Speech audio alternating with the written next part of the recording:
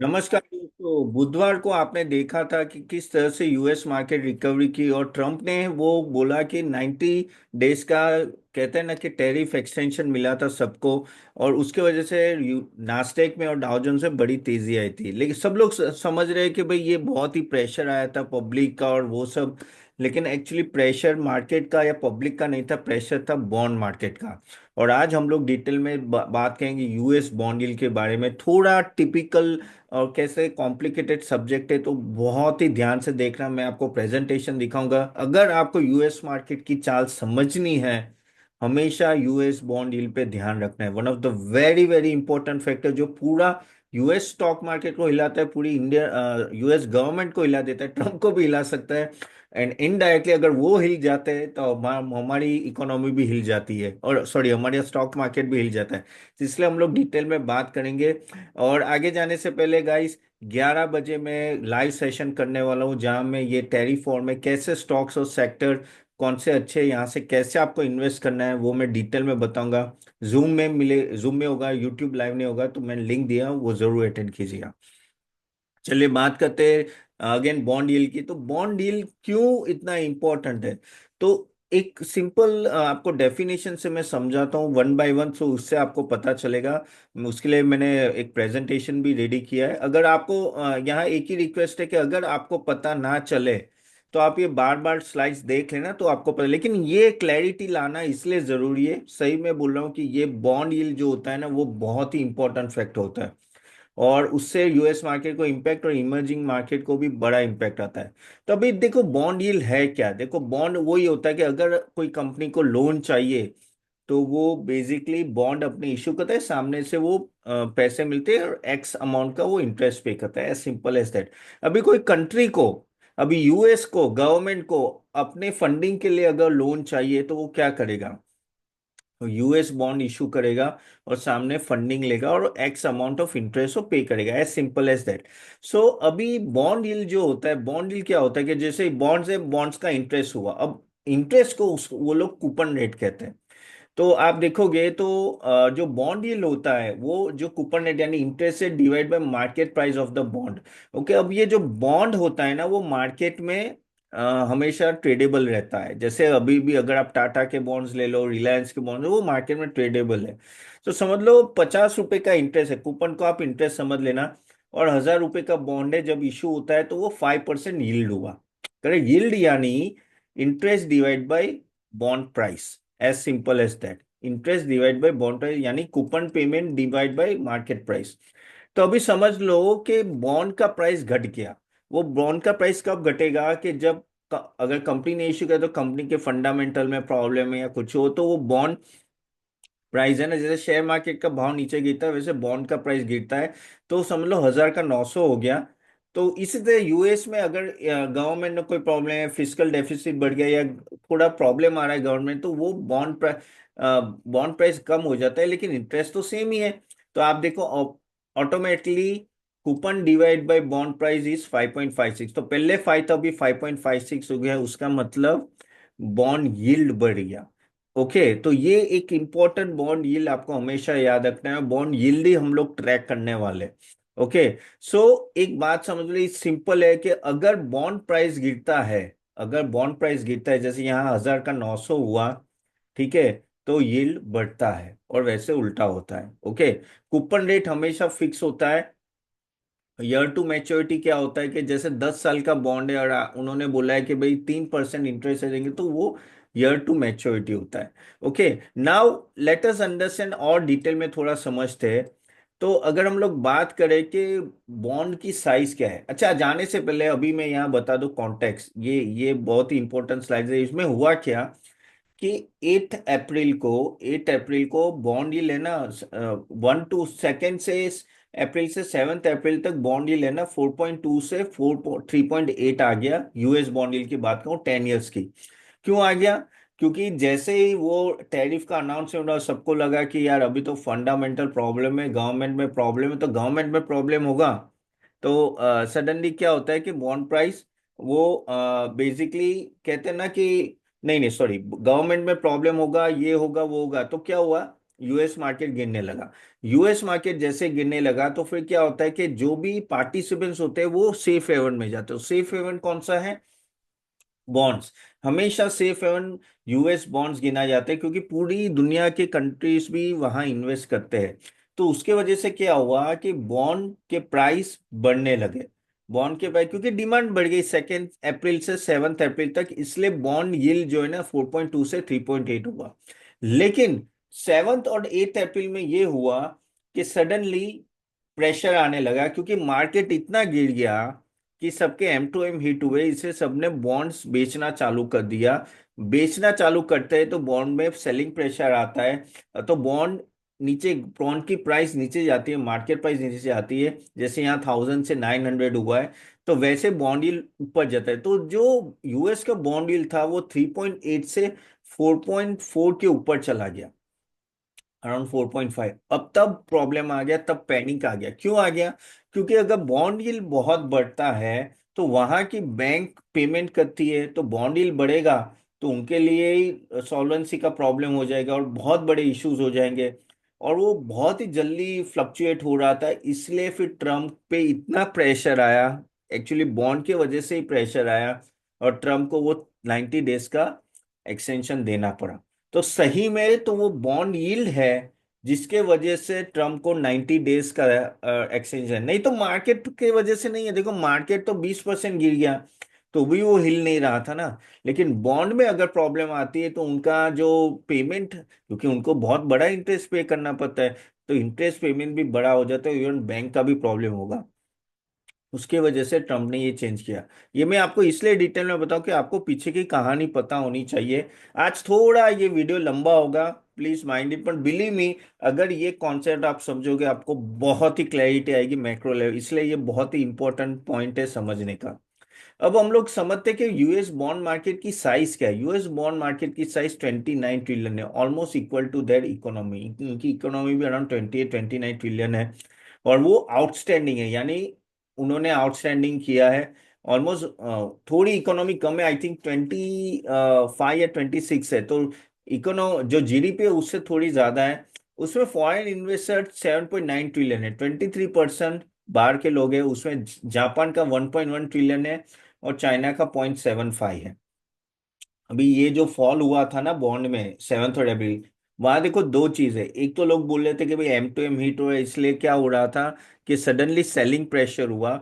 Selling pressure क्यों आया? कि क्योंकि लोगों को लॉस इतना, तो वो बॉन्ड बेचने लगे, इसलिए सेलिंग प्रेशर। दूसरा रीजन एक भी है कि चाइना का ये जो 0.75 ट्रिलियन है ना, अभी वो प्रूव नहीं हुआ है, लेकिन वो लोग भी बेचने लगे। क्यों? क्योंकि अगर वो बेचते हैं, बॉन्ड यील्ड ऊपर जाता है, तो शायद ट्रम्प पे प्रेशर आए कि वो अपना टैरिफ को चेंज करे।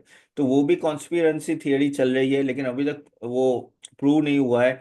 तो लेकिन हाँ, वो भी एक रीजन है कि चाइना धीरे धीरे, पहले 1.25 ट्रिलियन था, मैं आगे बताऊंगा, वो अभी 0.75, यानी वो बेच बेच के। आप बोल के अगर वो बेच रही है तो वो ले क्या रहा है? चाइना चाइना ले रहा है गोल्ड। पिछले 15 साल से वो गोल्ड बाइंग पे बाइंग करते जा रहे हैं। वो यूएस को हटके वो गोल्ड में इन्वेस्ट कर रहे हैं। डोमेस्टिक होल्डर में ये banks, mutual fund, pension, house hold और वो सब है। और वो एक यूएस बॉन्ड एक सेफ हेवन तरह गिना जाता है, क्योंकि वो गारंटी होती है यूएस गवर्नमेंट। अभी वर्ल्ड की सबसे बड़ी इकोनॉमी यूएस है। यूएस थोड़ी डिफॉल्ट करेगी, क्योंकि वो बैकिंग, और अगर वो डिफॉल्ट करने भी जाए ना तो वो प्रिंट कर लेंगे, छाप देंगे करेंसी। उनको क्या है, 75 सेंट्स लगते हैं $1 छापने के लिए, तो छाप देंगे।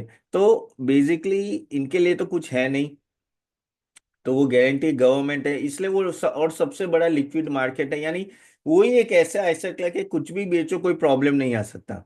अगेन क्या होता है कि पूरे वर्ल्ड ओवर जो सेंट्रल बैंकर्स होते हैं ना, वो बॉन्ड में इन्वेस्ट करते हैं। जैसे आरबीआई भी, आरबीआई के पास भी अगर जो फॉरेन करेंसी होगा ना, फॉरेन रिजर्व्स होगा, वो यूएस बॉन्ड में होगा। क्योंकि वही एक लिक्विड एसेट है, गोल्ड में रखते हैं लेकिन थोड़ा रखते हैं। Most of the banks across the world वो बॉन्ड में एज ए अपनी रिजर्व रखते हैं, इसलिए वो ग्लोबल करेंसी कही जाती है। आप आपके ने अगर आई डोंट नो, लेकिन आपने मेरा वो पुराना वीडियो देखा होगा कि क्यों ट्रम्प अपनी करेंसी को डी वैल्यू करना चाहते हैं, वो भी बहुत इंटरेस्टिंग वीडियो है, जाके एक बार देख लेना। अभी चलो समझते कि बॉन्ड यील्ड और रिलेशनशिप स्टॉक मार्केट के साथ कैसी है।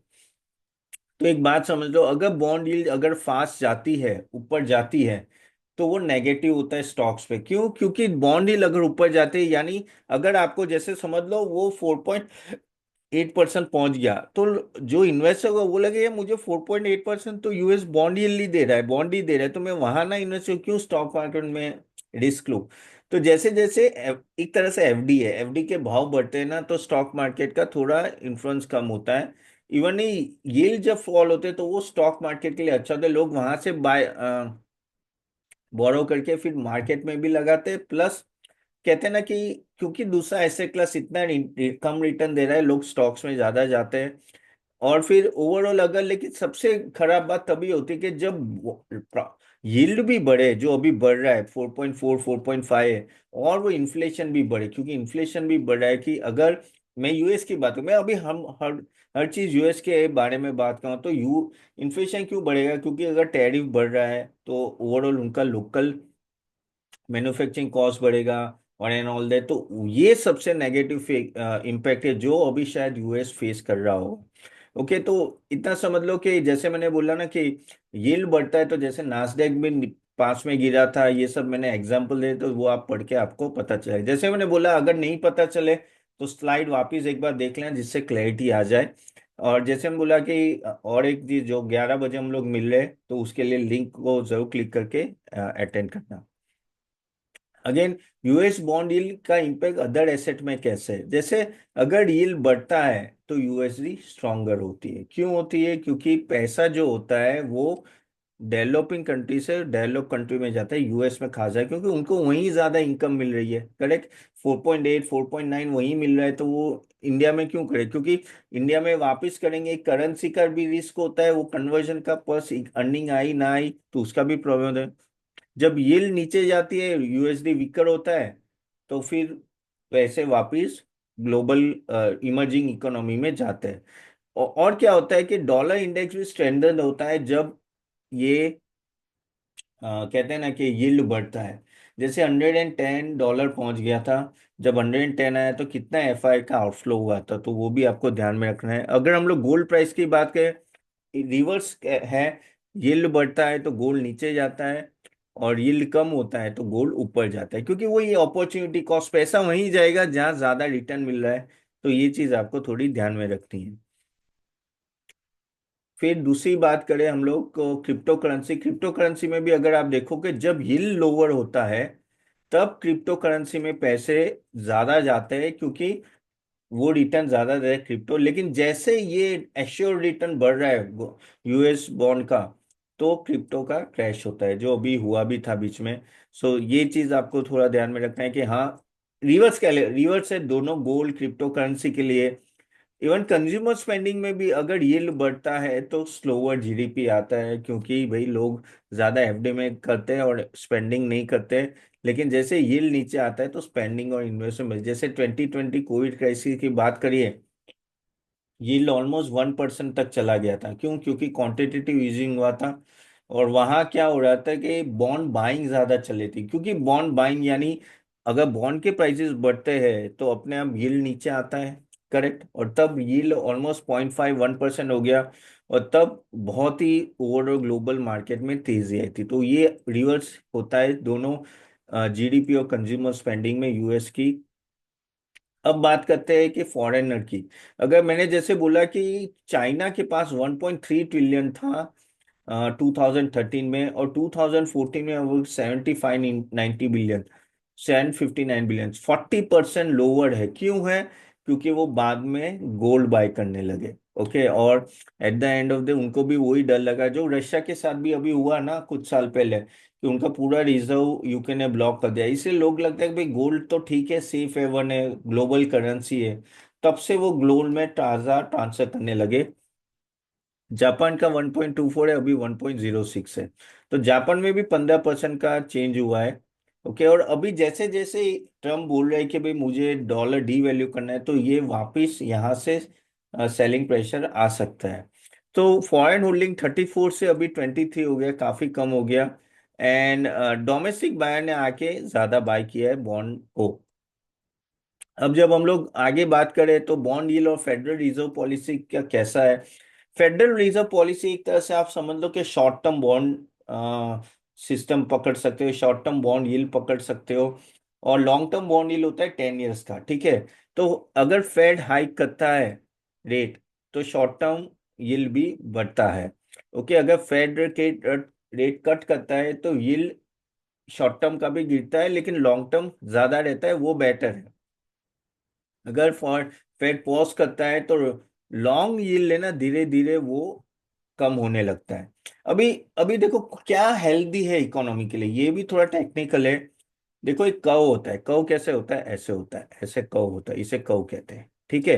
तो अगर लॉन्ग यील्ड लॉन्ग यील्ड होते हैं, लॉन्ग टर्म यील्ड जो होते हैं वो अगर, ओके, वो अगर ज्यादा है कंपेयर टू शॉर्ट टर्म, तो बेटर है। तो बेटर यानी आप समझ लो कि जैसे ये शॉर्ट टर्म यील्ड है, ओके, और ये लॉन्ग टर्म यील्ड है। तो अगर ऐसा होगा, ये लॉन्ग टर्म है, ये शॉर्ट टर्म है, ओके, अगर लॉन्ग टर्म यील्ड ज्यादा है, ये ज्यादा है कंपेयर टू शॉर्ट टर्म, यानी ये अगर 3 है, समझ लो यील्ड 3 है और ये है 4, ओके, तो ये बेटर है, तो वो हेल्दी ग्रोथ है। लेकिन इन्वर्टेड को जहां शॉर्ट टर्म ज्यादा हो, जैसे शॉर्ट टर्म यानी ये समझ लो ये 4 है शॉर्ट टर्म यानी अभी का, और आगे लॉन्ग टर्म 10 साल का अगर ये 3 है, तो इस केस में इसे इन्वर्टेड कर्व कहते हैं, जो अभी हो रहा है। यूएस में अभी 4.8 है, लेकिन लॉन्ग टर्म देखो तो थोड़ा कम है। तो उसके वजह से इन्वर्टेड होता है। जैसे अभी 2022 की बात करें, 0.25 से 4.75 चला गया, लेकिन लॉन्ग टर्म अगर आप देखो तो 4.3 है। तो ये फ्लैट था, उसको वो इन्वर्टेड, तो इन्वर्टेड हो गया। इवन 23-24 में 5.25 पहुंच गया, और लॉन्ग टर्म 4.3 4.8 है, वो भी इन्वर्टेड। तो कुछ साल से यूएस में ये इन्वर्टेड रहा है, और नॉर्मली जब भी इन्वर्टेड कर्व रहता है रिसेशन आता है। पहले ये कोविड के टाइम भी हुआ था, 2008 के टाइम में हुआ था, और अभी भी चांसेस है, जिस तरह से टैरिफ वॉर चल रहे हैं, तो रिसेशन आने के चांसेस 60% से ज्यादा है। तो ये चीज आपको समझनी है। अभी अब हम लोग बात करते हैं कि global impact US bond yield में कैसा होता है। तो अगर हम लोग इमर्जिंग मार्केट की बात करें, तो अगर यूएस यील्ड रिजर्व बढ़ता है ना, तो उसके वजह से क्या होता है कि बेसिकली कैपिटल आउटफ्लो बढ़ जाता है, करेंसी कोलैप्स होती है। जैसे अभी हुआ था ना, 110 यूएसडी डॉलर हो गया, हमारा 88 89 हुआ था। तो उसके वजह से वो करेंसी को डिफेंड करना पड़ता है, आरबीआई ज्यादा यूएस बॉन्ड बाय करती है in order to do that, sorry sell करती है, सॉरी। अगेन डेवलप मार्केट में टाइटन पॉलिसी होती है, फिर follow Fed to control inflation को कंट्रोल करने जाते हैं। और जैसे यील्ड बढ़ता है, जैसे मैंने बोला कि पैसे वापस यूएस में रिटर्न होते हैं, क्योंकि वो सेफर और हायर यील्ड प्रोवाइड करता है। ओके, सो ओवरऑल अगर हम लोग देखो रियल एस्टेट और इमर्जेंट, तो इमर्जिंग मार्केट की करेंसी डेप्रिशिएट होती जा रही है, क्योंकि यूएस बॉन्ड यील्ड हमेशा स्ट्रांगर रहता है। तो ये चीज आपको थोड़ा ध्यान में रखना है जब आप एनालिसिस करें। तो इनडायरेक्टली मैं ये पूरा आपको सेशन इसलिए रखा कि आपको ये पता होना चाहिए, क्योंकि बॉन्ड यील्ड एक ऐसी चीज है जिससे पूरा ग्लोबल मार्केट है, थोड़ा कॉम्प्लिकेटेड है, लेकिन वेरी वेरी इंसाइटफुल। इससे आपको पता चलेगा कि कैपिटल फ्लो कहाँ से कहाँ जा भी सकता है। ओके, अभी जो क्राइसिस हुआ उसमें चाइना सेल कर रहा है, ऐसी बातें चल रही कि वो बॉन्ड लिटरली सेलिंग कर रहा है, इसलिए यील्ड बढ़ रहे हैं, और वो एक स्ट्रेटेजी है। अब वो कोई पूरा नहीं हुआ है कि ये होने वाला है, लेकिन आगे जाके ये ट्रम्प भी हमेशा बॉन्ड कर्व देखते रहता है, बॉन्ड का यील्ड देखते रहते हैं, क्योंकि उनको भी पता है आगे जाके इतना इंटरेस्ट पे करना पड़ेगा। तो चलिए यहाँ तक रखते, होप आपको ये अच्छा लगा होगा वीडियो, और कुछ अच्छी खासी नॉलेज में, तो do like it and share it. And जैसे मैं बोला 11 बजे हम लोग मिल रहे हैं, मैं आपको पूरी स्ट्रेटेजी बताऊंगा यहाँ से, आपको ये जो ट्रेड वॉर है उसमें आगे कैसे बढ़ना है। और आपके कोई क्वेश्चन है जरूर डाल दीजिएगा, I will take it and mostly मैं आंसर दे देता हूँ। ओके, चलिए तो कल मिलते हैं, नॉट कल, कुछ घंटे के बाद मिलते हैं 11 बजे। Okay, see you then, bye bye.